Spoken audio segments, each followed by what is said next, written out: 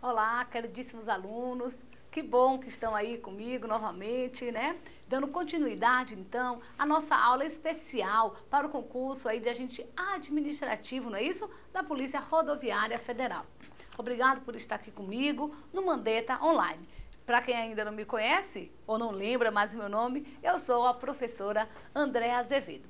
Lembra que na nossa parte 1, no finalzinho eu falei, peguem o quê? A sua Constituição Federal. Se caso você não tiver aí com ela, dá uma pausa e vai lá e busca. Ou pega o seu material de estudo, ou então, se você também não tiver, não precisa desesperar. Agora pronto, vou perder, né, o concurso. Não, porque a gente vai aqui destacar os principais pontos e vai também exibir os principais artigos. Tá bom, então? Então vamos lá? Preparados aí? Rapidão, hein? Vamos indo, então. Aí, os direitos e garantias fundamentais, né? Nós falamos lá do capítulo 1, que diz os direitos e deveres individuais e coletivos, e agora nós vamos trabalhar o quê? Os direitos sociais lá do capítulo 2, destacando aí somente alguns pontos. E o artigo 6º, ele diz o quê? São direitos sociais o quê? A educação, saúde, alimentação, trabalho, moradia, o lazer, a segurança, a previdência social, a proteção à maternidade e à infância, a assistência aos desamparados, nos termos aí o quê? Na forma desta Constituição. Lembrando que lazer e segurança são direitos sociais. Destacou glitter em cima, canetinha tutti-frutti também pode, não tem problema nenhum, tá bom? O importante é deixar destacado, com glitter ou com o perfume da sua canetinha de tutti-frutti. Lá no artigo 7º nós temos o que? Os direitos sociais dos trabalhadores urbanos e rurais. Eu vou lá no inciso 13 do artigo 7º, que fala sobre a duração do trabalho normal não superior a 8 horas diárias e 44 horas semanais, facultada a compensação de horários e a redução da jornada mediante acordo ou convenção coletiva de trabalho. Então, temos aí no artigo 7º, tá bom? Inciso 13, justamente o quê? A jornada de trabalho, 8 horas diárias, tá bom? E 44 horas semanais. Requisito cumulativo, não esqueçam disso, tá bom? Lembrando que se não cumprir essas 8 horas, né, diárias, tá bom? Você pode ter uma outra jornada de trabalho, que é aquela lá do inciso 14, tá bom? Que diz a jornada de 6 horas para o trabalho realizado em turnos, o quê? Ininterruptos de revezamento, né? Pode acontecer, tá bom? Salvo negociação, o quê? Coletiva. Lembramos aí que temos o repouso semanal remunerado, que ele ocorre preferencialmente, tá bom? Aos domingos. E lembrando também que essa jornada de trabalho, tá? Pode ser estendida, o quê? Em até 2 horas extras diárias. E essa hora extra vai ser remunerada como? Como é que vai ser remunerado isso aí, hein, Andréa? Com no mínimo 50% do valor da hora normal. Tudo isso tem lá no artigo 7º. E lá no finalzinho, lá no inciso 25, né, quase final aí do artigo 7º, nós temos um dispositivo que foi modificado, tá? Não há muito tempo, mas que vem sendo cobrado em provas, tá bom? Que antes o número era 6, agora o número é 5, tá bom? Então diz aí, a assistência gratuita aos filhos e dependentes desde o nascimento até 5 anos de idade em creches e pré-escolas. Então, 5 anos, ok? E temos no finalzinho algumas proibições que anda sendo muito cobrada aí nas provas. Quais são essas proibições? Lá do inciso 30, 31, 32 e 33, tá bom? E vamos destacar a proibição ao trabalho noturno, perigoso ou insalubre, ou seja, o inciso 33 do artigo 7º, tá bom? Que diz o seguinte, proibição de trabalho noturno, perigoso ou insalubre a quem? A menores de 18 anos de qualquer trabalho, a menores de 16 anos, salvo na condição de aprendiz a partir dos 14. Então, mais de 18 pode trabalhar, tá bom? Pode trabalhar, inclusive, né, em trabalho perigoso, noturno, insalubre. Agora, quem tem menos de 18 e mais de 16, ele pode trabalhar, porém não pode trabalhar o quê? Em trabalho noturno, perigoso e insalubre. Isso mesmo. E quem tem mais, né, de 14 menos de 16, ele não trabalha. Ele é o chamado quê? Menor aprendiz. Ok? Destacou aí, então, os incisos 30, 31, 32 e 33, que são algumas proibições, é importante, tá, fazer a leitura desses dispositivos, ok? Lá no artigo 8º, 9º, 10 e 11 da nossa Constituição Federal, nós temos o que ali? Nós temos os direitos dos trabalhadores no âmbito, assim, coletivo, tá bom? Que fala sobre as associações, tá? Lembrando lá que no artigo 8º, inciso 1, fala que a lei não poderá, destacou, grita em cima, isso, não poderá exigir autorização do Estado para a fundação de sindicato, ressalvado o registro, tá vendo? No órgão competente, vedado ao poder público, né, a interferência e a intervenção na organização sindical. Tranquilo? No artigo 8º, inciso 2, nós temos aí, né, o princípio da unicidade sindical, onde eu só posso ter, tá bom? Uma organização sindical dentro dos limites territoriais de um município, tá bom? Não posso ter duas organizações sindicais da mesma categoria, tá bom? Naquele município, ok? Lembrando que o inciso 3 é importante também, que cabe, diz lá o inciso 3 do artigo 8º, ao sindicato cabe o quê? A defesa dos direitos e interesses quais coletivos ou individuais. O pessoal pensa só no coletivo, esquece o individual, ou individuais da categoria, inclusive em questões o quê? Judiciais ou administrativas. Não vamos errar esse ponto aí, ou administrativa, tá bom? Lembrando que no inciso 6 fala que é obrigatória, né, a participação do sindicato, tá bom? Nas negociações coletivas de trabalho, né? E no inciso 7 fala que o aposentado, né, que esteja afiliado, ele pode votar e ser votado, tá bom? Na organização sindical. No inciso 8, temos aí chamada a estabilidade do dirigente sindical, que eu não vou confundir a estabilidade do dirigente sindical do artigo 8º, inciso 8, com a do artigo 11, que fala sobre um representante, tá, da categoria dos trabalhadores nas empresas que tenham mais o quê? De 200 empregados, tá bom? Esse aí não tem estabilidade, ok? Quem tem estabilidade é o dirigente sindical do artigo 8º, inciso 8. Pronto, acabou esse assunto. Agora nós vamos ao direito de nacionalidade. Quem são os nacionais, né? Quem são os brasileiros? Os natos e os naturalizados. E lembrando que nós temos dois critérios aí para distinguir essa questão da nacionalidade, porque a nacionalidade é o vínculo, né, que o nacional vai ter com o elemento material do Estado, ok? Vamos? O brasileiro nato, eu tenho o critério de solo e o critério de sangue, tá bom? Para ser nato, você tem dois critérios e diz lá o artigo 12, inciso 1 da sua Constituição. São brasileiros, inciso 1, natos. Aí eu tenho a linha A, B e C. Na linha A, eu tenho o critério de solo, aquele que nasce na República Federativa do Brasil, tá bom? Na letra B, eu tenho o quê? Os nascidos, tá? Fora do Brasil.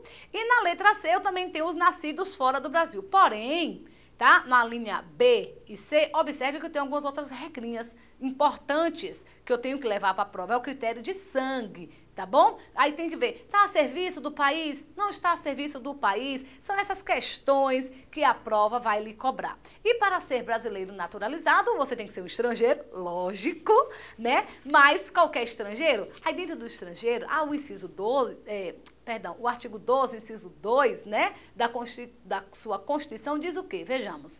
São brasileiros naturalizados. Aí eu tenho a linha A, que fala, né, aqueles que são originários de países de língua portuguesa, esse pessoal aí de países originários de língua portuguesa, basta o quê? Que eles residam um ano ininterrupto no país e o quê? Tenham idoneidade moral, diferentemente do que daqueles outros estrangeiros de qualquer nacionalidade, a linha B, que diz que eles têm que ter o quê? Mais de 15 anos, ininterrupto, né, de residência no Brasil e sem condenação penal.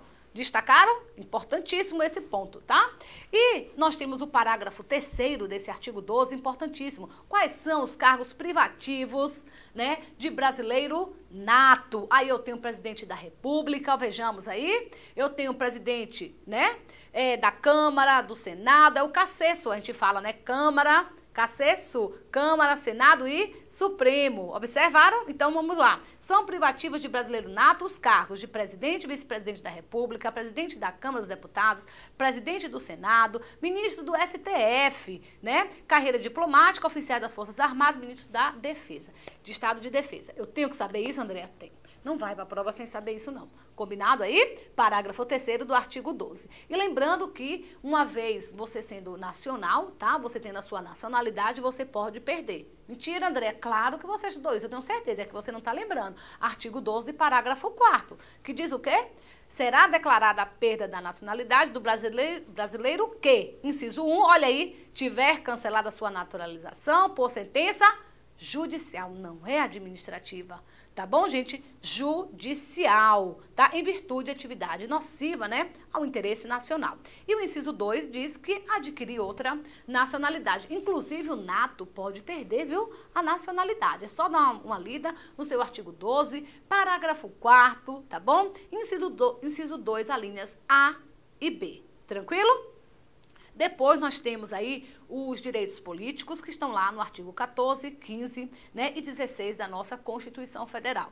O que é que eu preciso saber, André, então, para os direitos políticos? Quem são os alistáveis? Quem são, né, os inalistáveis? Quem são os elegíveis e quem são os inelegíveis? Isso é básico. Se não souber isso, tem que procurar agora sentar e descobrir quem são os alistáveis, quem são os inalistáveis, quem são os elegíveis e quem são os inelegíveis. E tudo isso tem lá no seu artigo 14 da Constituição Federal, tá bom? Lembrando que a soberania popular, ela é exercida mediante, né, plebiscito, referendo, iniciativa popular, tá bom? Que são instrumentos de consulta popular, ok?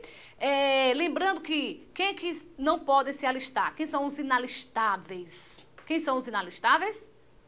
Isso aí, artigo 14, parágrafo 2º. Eu sei que você acabou de achar aí na sua Constituição. Diz lá, o artigo 14, parágrafo 2º, né? Não podem alistar-se como eleitores, né, os estrangeiros e quem? Os conscritos, quem é aquele que está no período do serviço militar obrigatório, tá bom? Depois, no parágrafo 3º, tem umas condições de elegibilidade. Importantíssimo aí, porque se eu não preencho as condições de elegibilidade, eu sou inelegível, tá bom? E lembrando que o mais importante aqui é a idade, tá bom? 35 anos para ser presidente, né? Isso, vice-presidente e senador, 30 anos para ser governador e vice-governador dos estados e do Distrito Federal, tá bom? Eu preciso ter 21 anos para ser, o quê? Prefeito, né?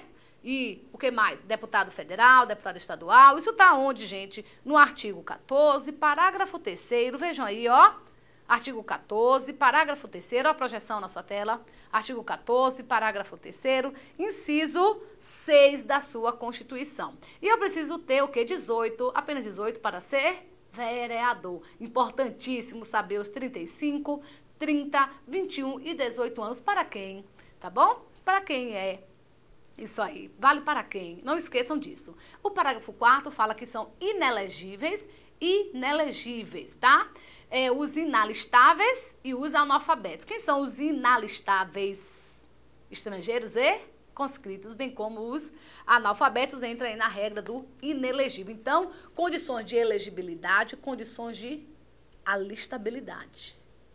Inalistável, inelegível. Então, anota isso no seu caderninho, ou então deixa isso aí gravado na sua mente, e aí quando terminar a nossa aula, vai lá e dá uma pesquisada. Muito importante, porque essas palavras é que vão fazer com que você acerte ou erre a questão, tá bom? Lembrando que temos a previsão da reeleição na nossa Constituição Federal, tá bom? No parágrafo 5º, que fala lá algumas regrinhas para o pessoal que está no executivo, né? Para presidente, governador, prefeito, tá? Quem está aí no Poder Executivo tem a regrinha da reeleição, tá bom? No parágrafo 5º, ok? E lá no parágrafo 6º, nós temos aí uma possibilidade da pessoa que está no Poder Executivo se candidatar a um outro cargo público. Porém, ele vai precisar o quê?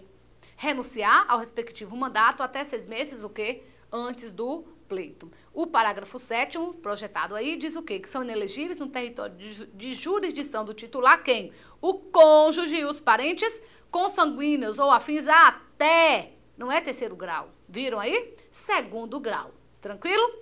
De quem? Do pessoal que está no executivo, tá? Isso aí não vale para quem está no legislativo, para os parentes, tá?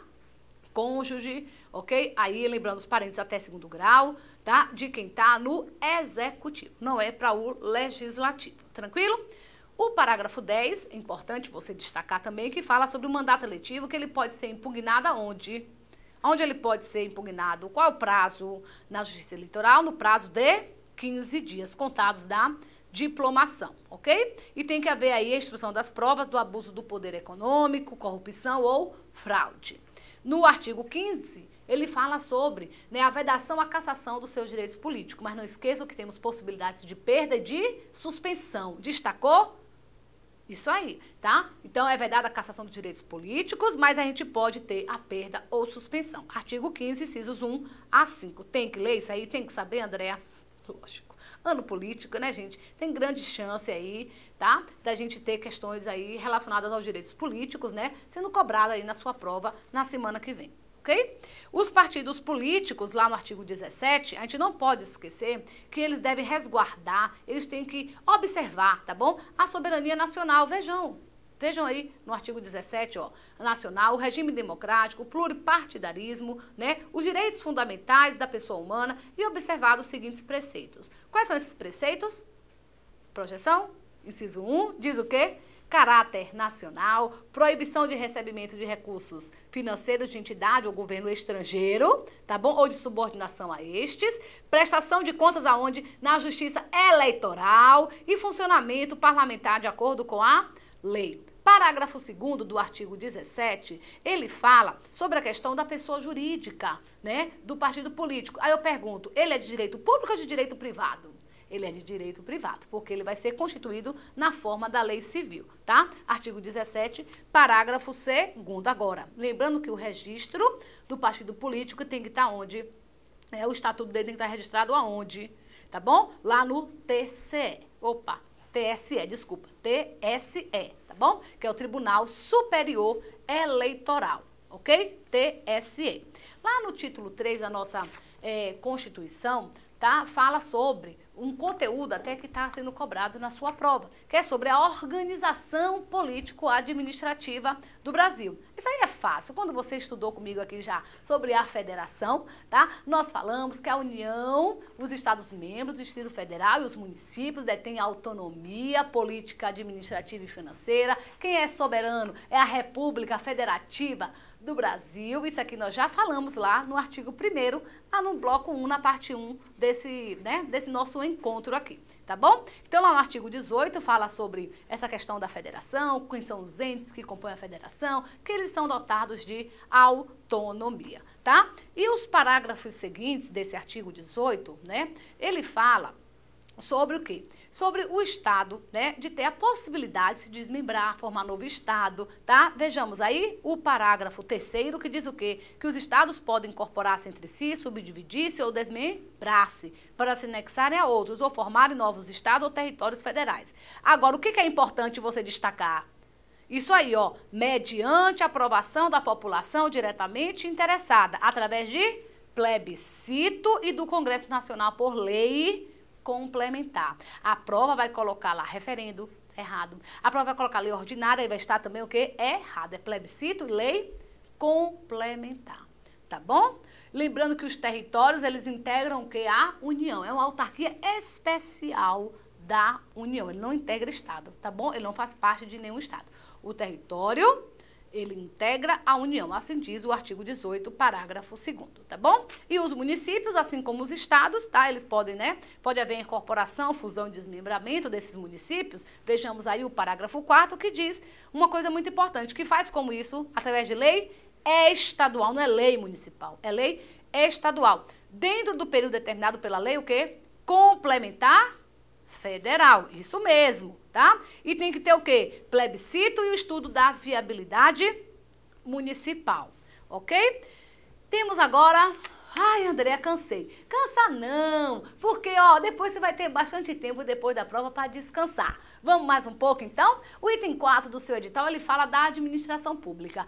Andréa, você acha que vai cair sobre isso? Eu não acho não, eu tenho certeza, tá? Artigo 37 da Constituição, gente, é difícil não ser cobrado. Artigo 5º também, quando ele vem no edital, é muito, muito difícil não ser cobrado, tá bom? E aí diz lá que a administração pública direta e indireta de qualquer dos poderes, né, da União, Estado, DF, municípios, tá bom? Obedecerão quais princípios? O LIMP, legalidade, impessoalidade, moralidade, publicidade e eficiência, tá bom? E nós temos aí no artigo 37, inciso 1, vejamos, os cargos, empregos e funções públicas são acessíveis aos brasileiros que preencham os requisitos estabelecidos em lei, assim como quem aos estrangeiros na forma da lei. Então, os cargos públicos só são para os brasileiros? Não. Também aos estrangeiros de acordo com a lei. Isso a gente estuda na Lei 8.112, quais são os cargos que os estrangeiros irão poder ocupar. Ok? Aí nós temos aí, no inciso 2, que fala sobre a investidura, né? Desses cargos ou emprego público, depende de concurso público. Esse concurso público tem uma validade de 2 anos, né? Ele vai ser de provas ou provas e títulos. Eu não posso ter concurso público somente de títulos, eu posso ter somente de provas, tá? E eu posso ter um concurso também, o quê? Provas e títulos. Tranquilo aí? Lembrando também que as funções de confiança vão ser exercidas exclusivamente por quem? O que diz lá o artigo 37, inciso 5 da Constituição? Que as funções de confiança serão exercidas exclusivamente por servidores ocupantes de cargo efetivo, tá? E os cargos em comissão a serem preenchidos por servidores de carreira, nos casos, né, condições e percentuais mínimos previstos em lei, destinando-se apenas ao quê? As atribuições de direção, chefia e assessoramento. Vamos dar um pulinho agora lá para o artigo 37 ainda, tá? Mas no inciso 16, ok? Que fala sobre a vedação, acumulação de cargos públicos. Mas nós temos aí as exceções em que pode haver acumulação de cargo público. Quais são elas? Vejamos que é vedada a acumulação, né, remunerada de cargos públicos, exceto... Aí diz aí a letrinha A, de 2 cargos de professor, a letrinha B, a de um cargo de professor com outro técnico ou científico e de 2 cargos, né, na letra C, que fala de empregos privativos de profissionais de saúde com profissões regulamentadas. E essa vedação, acumulação remunerada de cargos públicos também, né, o que diz lá o inciso 17, se estende o quê? A administração pública indireta. É só olhar o dispositivo, tá, constitucional. Lembrando que o parágrafo 4º fala sobre os atos de improbidade administrativa. Isso aqui é importante, tá? Uma vez configurado o ato de improbidade administrativa, ele vai ser penalizado com o quê?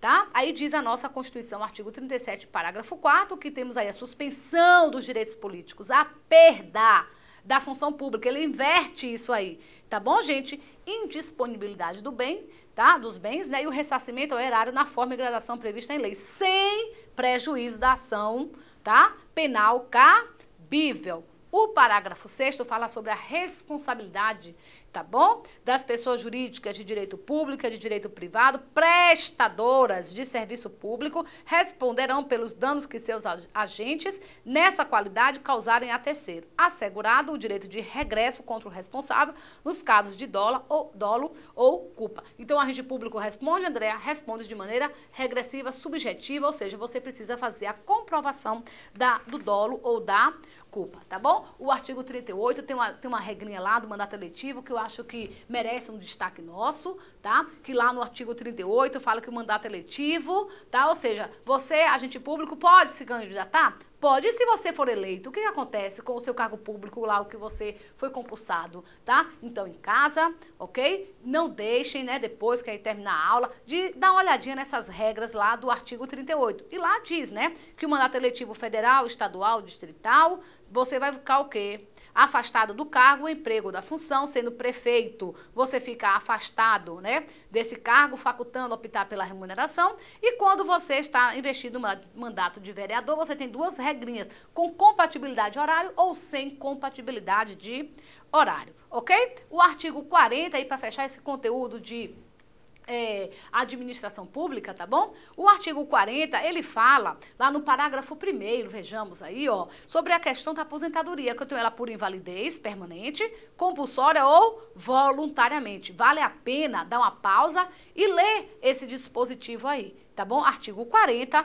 parágrafo 1º, tá bom? Não esqueçam também de olhar o parágrafo 4º, que fala, né, sobre a vedação à adoção de requisitos e critérios diferenciados para a concessão de aposentadoria, tá bom? Mas aí eu tenho algumas exceções que vão ter regras de aposentadoria especial. Quem é que tem regra de aposentadoria especial? Artigo 40, parágrafo 4º lhe diz. Tá bom? E diz lá, portador de deficiência, quem exerce atividade de risco e que tem o quê?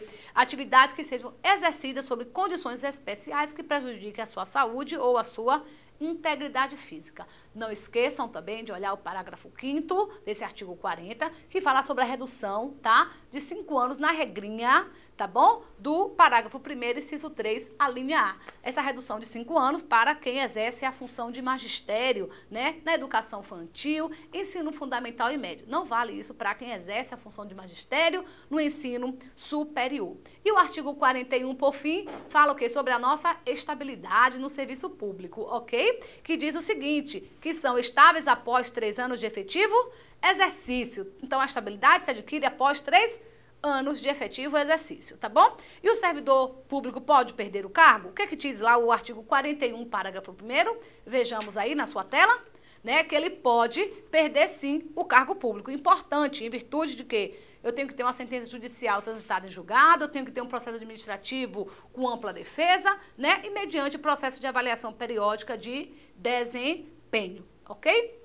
Um outro item que está aí sendo cobrado na sua prova é sobre o poder legislativo, executivo e judiciário. Destaquem aí o artigo 44, 45 e 46, que fala sobre o poder legislativo. E ali você precisa saber, o poder legislativo federal, bicameral, Câmara e Senado, né? A Câmara representa o povo, tá bom? O Senado representa o quê? Os estados e o Distrito Federal, não esqueçam disso, tá? Eu tenho que ter no mínimo o quê? 8, tá? Ou máximo aí, o número de deputados, mínimo 8, ou máximo, né? De 70 deputados, ok? Lembrando que o território elege 4 deputados, não esqueçam desse detalhe também, ok? Lá o Senado Federal, o pessoal do Senado Federal tem um mandato aí, ó, eletivo, que de 8 anos, diferentemente do pessoal da Câmara, tá bom? Que o mandato eletivo, que 4 anos, ok? E o Senado renova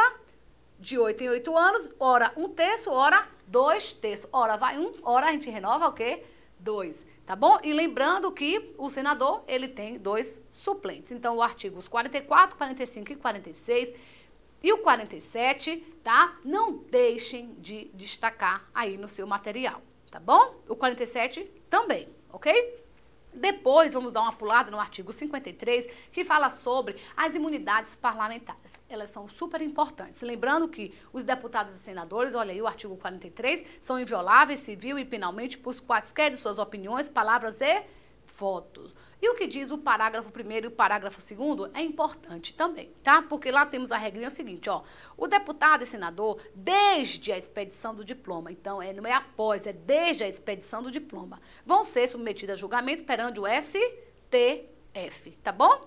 E no parágrafo 2º diz o seguinte, que desde a expedição do diploma, tá vendo? Os membros do Congresso Nacional não poderão ser presos, salvo em flagrante de crime inafiançável. Ok? Então, aí são os principais pontos do Poder Legislativo, tá? E agora a gente precisa dar uma olhadinha lá no artigo 84, que fala sobre as atribuições do Presidente da República, ok? E dos ministros de Estado que a gente encontra lá no artigo 87. Então, o artigo 84 e 87 vale a pena, tá? Dar uma leitura e não esqueçam do inciso 6, projetado aí na sua tela, então, que compete privativamente ao Presidente da República, que dispor mediante decreto sobre. Aí eu tenho a linha A e a linha B, que são essenciais, que às vezes a gente acaba esquecendo elas, ok? E a competência dos ministros, artigo 87, parágrafo único, basta dar uma olhadinha. E, por fim, nós temos, então, o quê? O Poder Judiciário, que merece o destaque, o artigo 92 e o artigo 93, ele por completo, tá? Por completo. Quem são os órgãos que compõem o Poder Judiciário? O artigo 92 diz lá o inciso 1 ao inciso 7, e não esqueçam do CNJ, inciso 1A. ok? Lembrando que o STF, o CNJ e os tribunais superiores, eles têm sede na capital federal, né? O STF e os tribunais superiores, quais são esses tribunais superiores, né? O STJ, Superior Tribunal de Justiça, o TST, Tribunal Superior do Trabalho, o TSE, Tribunal Superior Eleitoral, tá bom? E o STM, Superior Tribunal Militar, eles possuem o quê? Jurisdição em todo o território nacional. O artigo 93 não pode, em hipótese alguma, ir para a prova sem você ter lido, assim como o artigo 5º da Constituição. Combinado aí, gente? Não vamos esquecer de ler esse artigo 93, tá bom? O artigo 94 fala do 5º constitucional e não esqueça do artigo 95. Importante, André? Não, é só importantíssimo, tá bom? O artigo 95, ele fala sobre as garantias dos juízes. Quais são as garantias dos juízes, né? Vitaliciedade, inamovibilidade e a irredutibilidade, né, do seu subsídio. E não esqueçam, então, aí do artigo 95, parágrafo único, que fala sobre o quê? As vedações aos juízes. Aí projetado na sua tela esse artigo, tá bom? Esse dispositivo constitucional. Aos juízes é vedado incisos 1 a 5. E por fim mesmo, tá bom? Vamos destacar o artigo 101, que fala sobre a composição do STF, o artigo 102 da competência originária e competência recursal. Não esqueçam lá, artigo 102, inciso 1, 2 e 3, ok? Não deixem de destacar e não deixem de ler, tá? E lá no artigo 103b fala sobre o CNJ, a sua composição, tá? E não esqueçam do parágrafo 4º do CNJ, as atribuições do CNJ. Vale a pena uma leitura aí. E por fim, então, o 104 e o 105 que fala sobre o STJ, o Superior Tribunal de Justiça, a sua composição e as suas atribuições lá no artigo 105. Assim como o STF tem competências originárias e recursais, o STJ também tem competências recursais, tá? E competências originárias, que vale a pena destacar então no artigo 105, incisos 1, 2 e 3, tá? Recurso extraordinário é somente para o STF. Lembrando que lá no STF nós temos 11 ministros, no STJ, no mínimo que 33 ministros na sua composição. E o CNJ, Andréa, 15, tá bom? 15. E, então, o artigo 127, né, o 128 aí da sua Constituição, fala sobre, né, as funções essenciais da Justiça, que fala aí especificamente, tá, do Ministério Público, né, merece um destaque, os princípios institucionais do Ministério Público, no artigo 127, parágrafo 1º, aí projetado, tá bom? Bem como também, né, o artigo 128, como é essa composição do Ministério Público, ok? E não esqueçam, claro, né, das vedações e das garantias, tá, aos membros do Ministério Público, que a gente encontra, então, aí no artigo 129, tá? Perdão, no artigo 128, ok? Parágrafo 5º, incisos 1, né, as garantias, e no inciso 2, as vedações. E no 129, ele vai falar sobre as funções institucionais do Ministério Público. Aí a AGU, né, que é a Advocacia Geral da União, e a Defensoria Pública, basta uma leitura rápida no 131, 134 da Constituição, que os senhores aí acabaram, tá, de destacar os principais pontos e os itens mais cobrados, então, no concurso público. A nossa aula de revisão, ela foi tratada aí com bastante objetividade, sem rodeios, tá bom? Afinal, os senhores precisam ter o quê? Esse conhecimento mínimo, né? Para fazer, então, a sua prova da aprovação. Além disso, treinem com os exercícios. Por que dá tempo? Dá, ainda há tempo. Ok? E assim os senhores terão, né, acabaram de ter essa visão geral de como, né, o conteúdo, né, ele pode vir a ser cobrado na sua prova. Quais os itens aí que podem vir a ser cobrados? E se você fizer alguns exercícios na sua casa, que ainda dá tempo, tá? O que os senhores irão estar sabendo? Qual o grau de exigências? E cadê o sorriso no rosto pra gente, então, aí finalizar, tá bom? É preciso estudar com um sorriso no rosto para que sua mente esteja aí aberta, né, e apta a receber essa carga de informações que são essenciais, então, para a sua aprovação. A ideia do Mandetta Online é justamente isso aí, permitir, né, que o ensino ele alcance a todos os senhores, independentemente das fronteiras geográficas, ou seja, democratizando aí o nosso ensino, tá bom? E para mim, a professora Andréa Azevedo, é que os senhores têm um embasamento teórico aí necessário para realizar, então, a prova da aprovação, ok? Lembre-se, né, que uma questão te coloca dentro, uma questão te coloca fora desse Sertão. Então, desejamos aí a todos os senhores, né, sucesso. Lembrando que o Mandetta Online está ainda aí disponibilizando o curso completo de cada disciplina. Daí eu estarei lá com os senhores, sim, constitucional e administrativo. Vale a pena conferir e acessar a nossa página que está aparecendo aí no seu visor, tá bom? Confira aí as nossas novidades, então, no Mandetta Online. Um grande abraço e não esqueçam do quê? Daquele sorriso no rosto. Muito obrigada.